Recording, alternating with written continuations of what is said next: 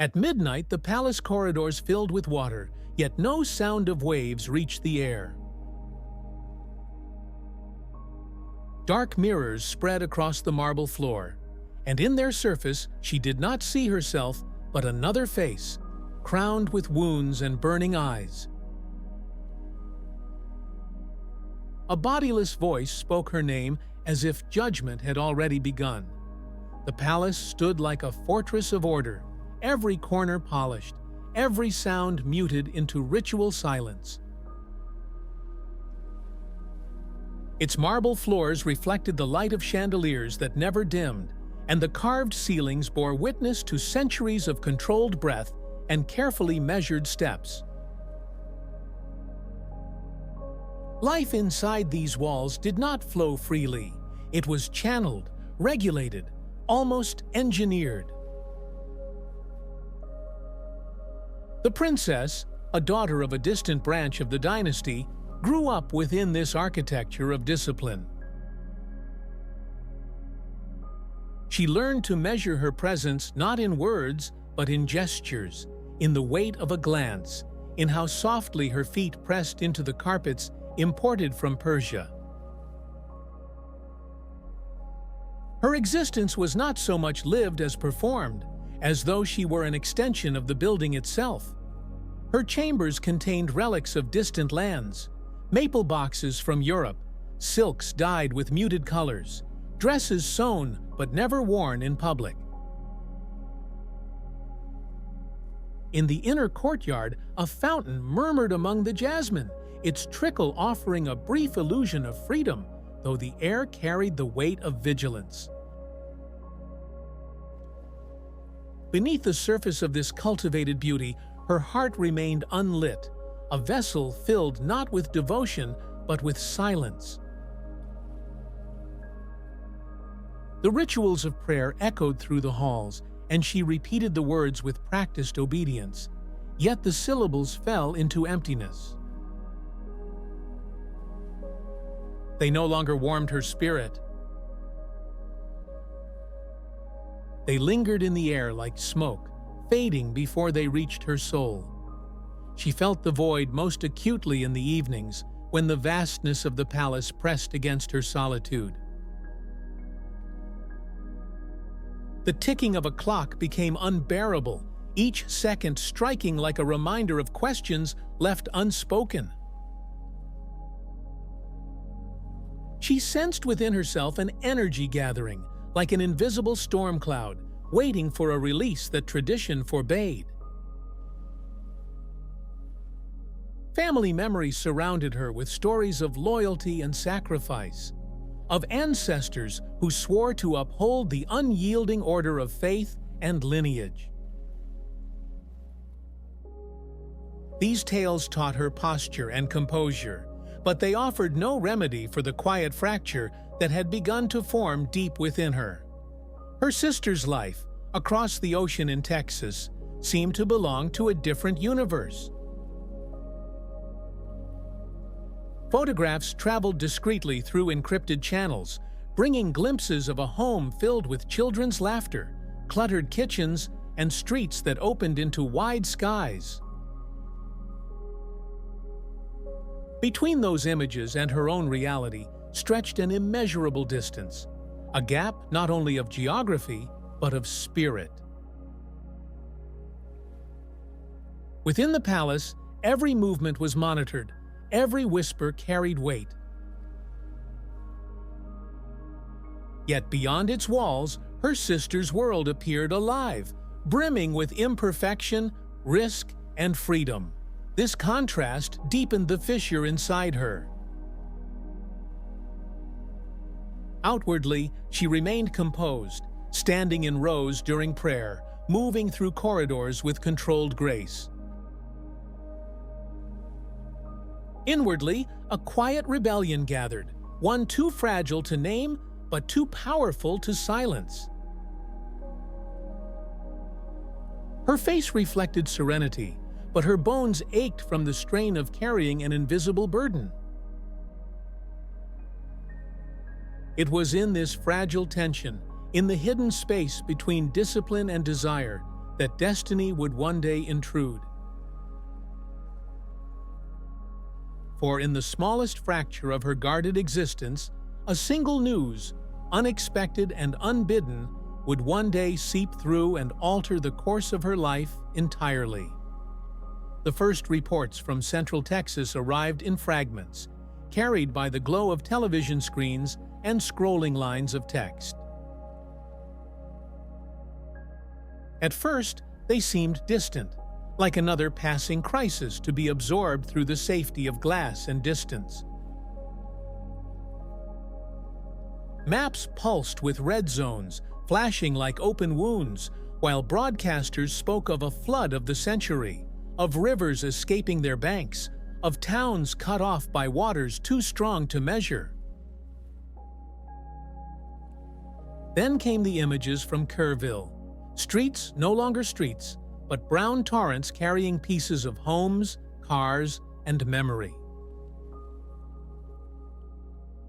The connection with her sister wavered, fraying like wet cloth pulled apart. At first there were hurried voice notes, then silence, then the cold blinking of unread messages that never turned solid. Inside the palace, the silence thickened and then broke into a strange chorus. Corridors filled with steady recitations of surahs, the rustle of sacred pages, the perfume of incense mixing with the faint, foreign scent of storm carried by desert winds through narrow gaps. The air seemed to hum with tension, as if even the walls were listening. She stood beside men who worked feverishly over phones, coordinating lines of contact and orders, but the vast machinery of wealth and position proved brittle before the faceless tide of water. No signature, no seal, no title could command the river to retreat. An unease settled over her like a second skin. Beneath the surface of her composure, panic swelled, quick and merciless. Yet it was tempered by a stubborn ember of hope that refused to extinguish. That hope flickered like a candle in a draught, its flame fragile, yet defiantly present. Each hour that passed stretched into something heavier than time, as if the night itself resisted ending. When she returned to her chamber, exhaustion pressed her to the cold stone floor. There, in the solitude of silence, a vow began to form. Not spoken, not written, but etched into the rhythm of her heartbeat. If her sister and the children were spared, the life she had carried like armor would fall away. She would not return to the same path. The words never crossed her lips, for speech might shatter them, but the vow existed nonetheless, resonating with the cadence of her breath. Rage rose briefly, directed at the unreachable silence, at the heavens that gave no answer to repeated rituals. Yet the rage collapsed into waiting, and waiting dissolved into weariness. Across the ocean, the waters continued to climb, sweeping into houses and churches, swallowing roads, drowning voices.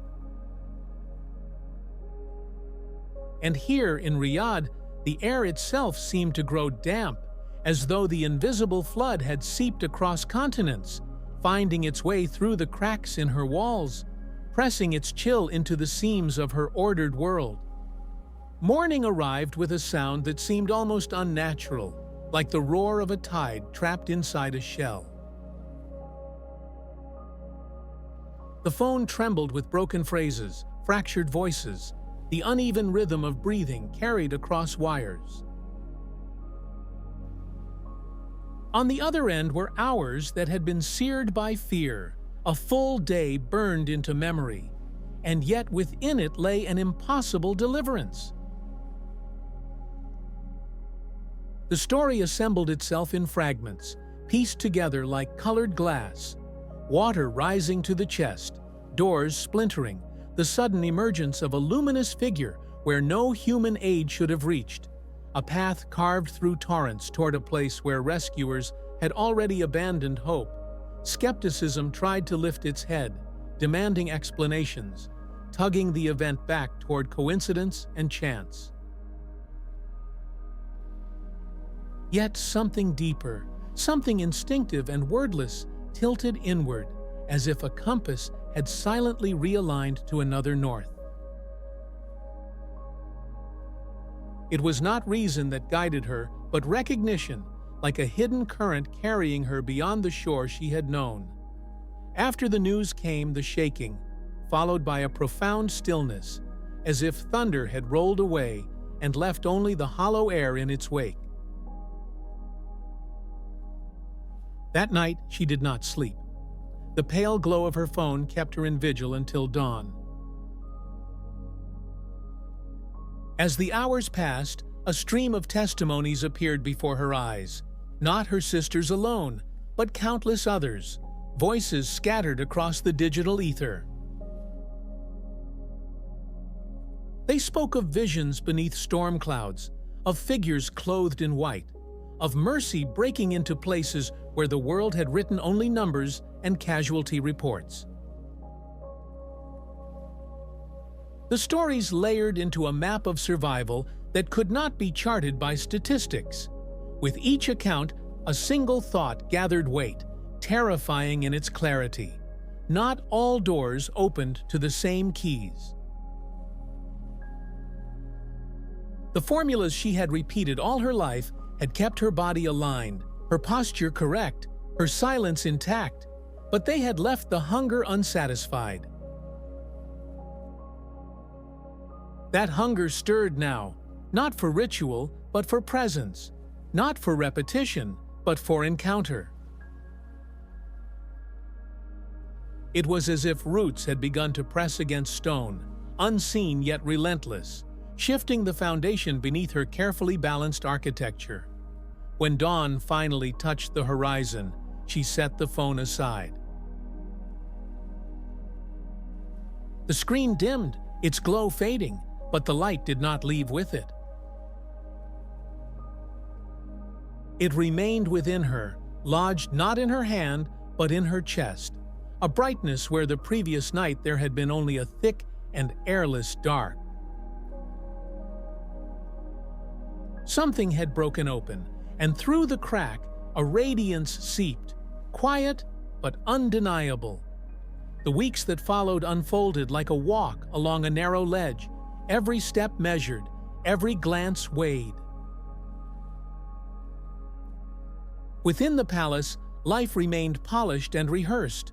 Receptions illuminated with chandeliers, official inspections performed with choreographed precision. Journeys traced along guarded roads. Yet behind the veneer, another geography had begun to take shape, invisible to others but undeniable to her.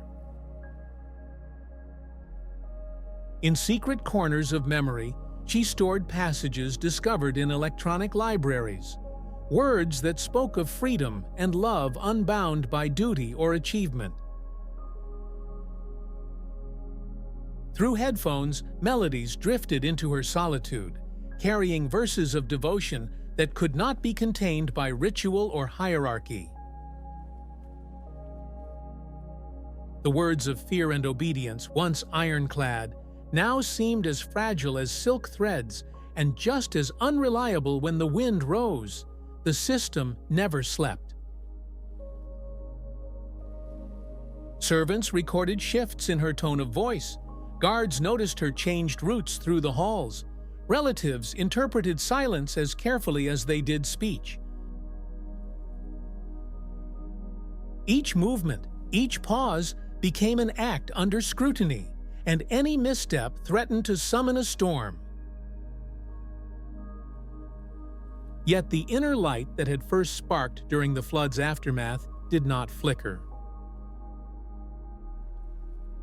Instead, it thickened, becoming almost tangible, as though her eyes had adjusted to a dim chamber and begun to discern what had always been there: the lines of furniture, the outline of books upon a table, the faint trail of her own steps on the carpet.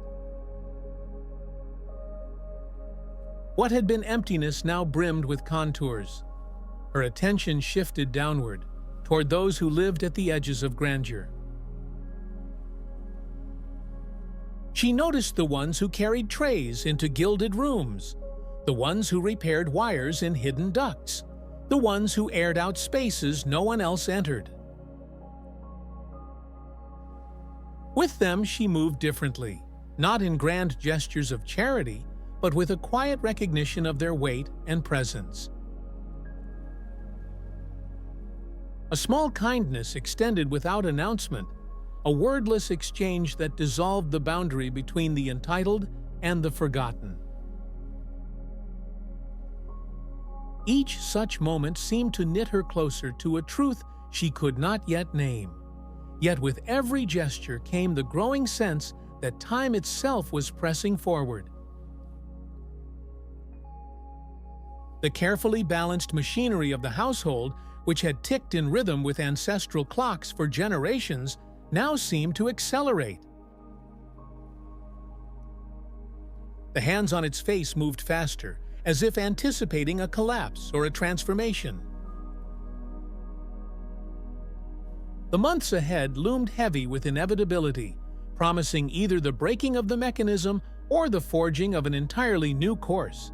The resolution arrived without ceremony, carried on a muted morning whose calendar promised nothing more than a routine excursion beyond the city. Yet within the facade of duty, another plan unfolded, as fragile as paper and as deliberate as an old map traced by a steady hand. She exchanged the grandeur of convoys for a sequence of inconspicuous passages. A short flight, veiled by an official pretext, a transfer through a place where eyes were trained not to ask, and then another journey that brought her closer to a shoreline long studied in the sleepless nights of her private exile. In the mirrored surface of the airport glass, she saw herself as if for the first time. The reflection bore no insignia, no aura of inherited weight. The woman who looked back appeared not as a fugitive, but as someone who had finally stepped into the orbit of her own choice. The silent vow once pressed into stone during a night of despair resurfaced with the clarity of iron. It was no longer a bargain for safety, no longer a whispered plea for survival, but a covenant of allegiance to the unseen presence that had followed her across oceans. Fear remained, but its dominion had fractured. It echoed like a murmur in another room, no longer capable of dictating her steps. On the island, she entered the sphere of those accustomed to moving in the margins, speaking in hushed tones, and binding wounds with quiet efficiency.